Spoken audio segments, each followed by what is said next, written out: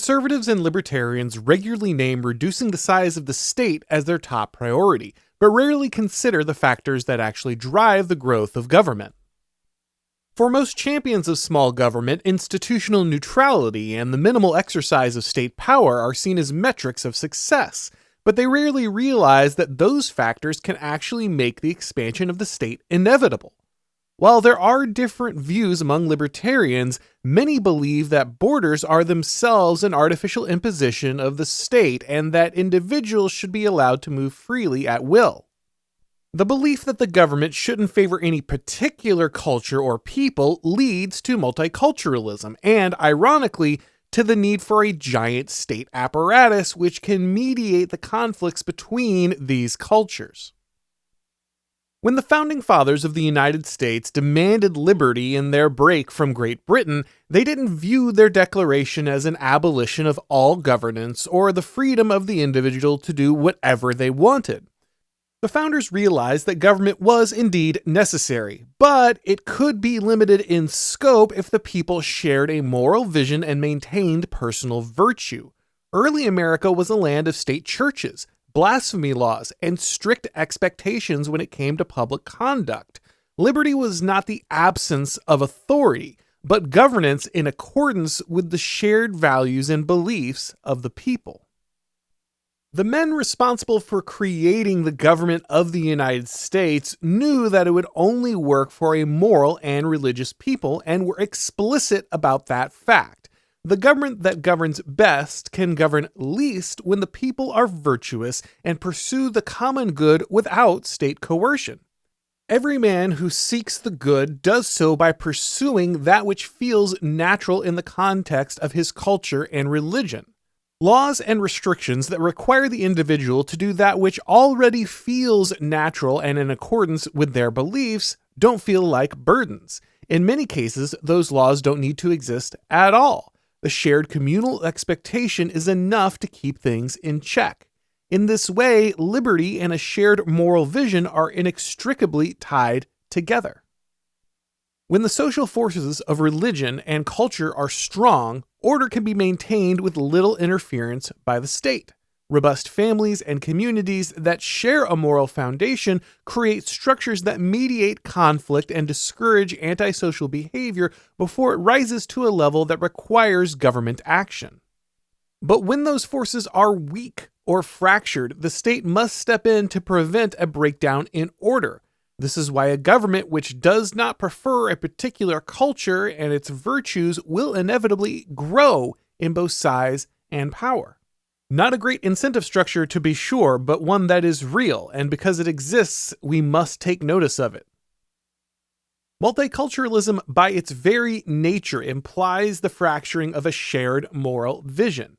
Culture is what shapes the human being, informing us from our earliest days about how to understand the world and our place in it. Culture and religion forge our understanding of right and wrong, creating the social customs we take to be natural, and helping us to understand what the good life looks like, not just for ourselves, but for our communities. There may be some degree of overlap from one culture to the next, but this minimal shared morality is simply not enough to create harmony. A multicultural country has, by definition, multiple conflicting visions of the good and how that good should be pursued. When the people shared a strong majority culture and moral vision, the government could remain small. The state could confine itself to making only laws that were in accordance with that culture so that they didn't feel like an imposition.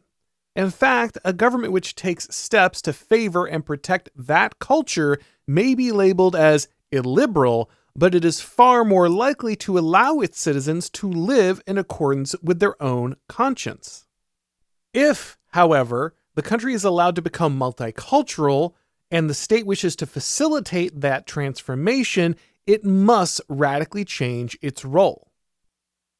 In a multicultural society, organic forms of dispute resolution and communal expectations can't be relied upon to maintain order.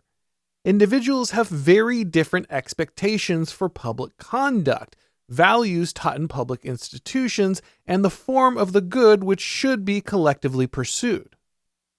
These disagreements are not minor but fundamental due to the axiomatic assumptions baked into their competing cultures.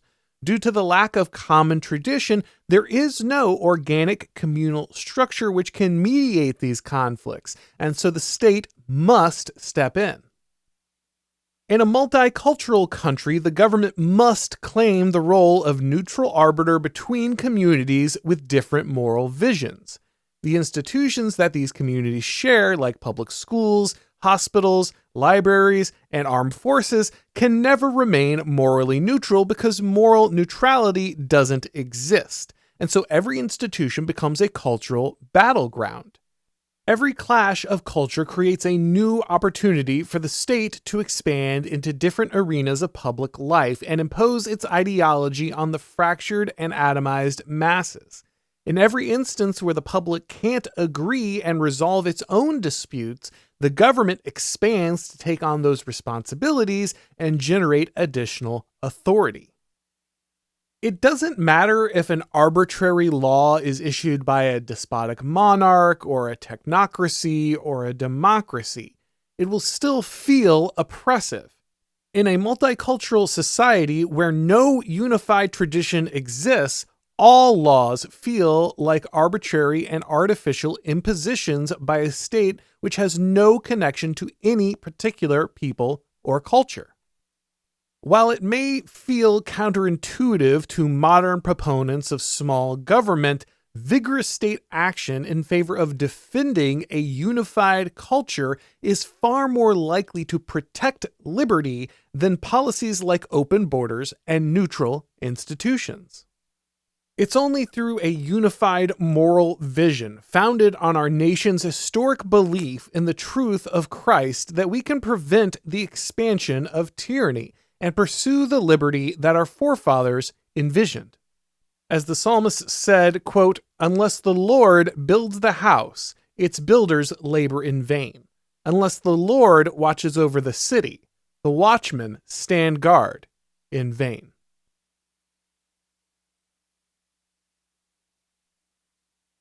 Thanks for watching, guys. If you enjoyed this video, go ahead and click like, and if you haven't subscribed yet, now is a great time to do so. If you'd like to get these broadcasts as podcasts, make sure to subscribe to the Auron MacIntyre Show on your favorite podcast platform, and when you do, leave a rating or a review. It really helps with the algorithm magic. If you'd like to follow me on Twitter or Gab or Substack or Instagram, if you would like to get these videos on Rumble or Odyssey, the links to do all of that are down below in the description. And many of you have been asking, when will my book, The Total State, finally come out in audio format? And the good news is it is there for you now. If you've been waiting to listen instead of read, then you can pick up The Total State in audiobook. There's also now merch for the show at the Blaze website. So you go to shopblazemedia.com, click on the Auron MacIntyre collection, and you can pick something up to support the show. Of course, you can catch all of my shows and read all of my columns over at The Blaze. And thank you, everybody, for watching. As always, I'll talk to you next time.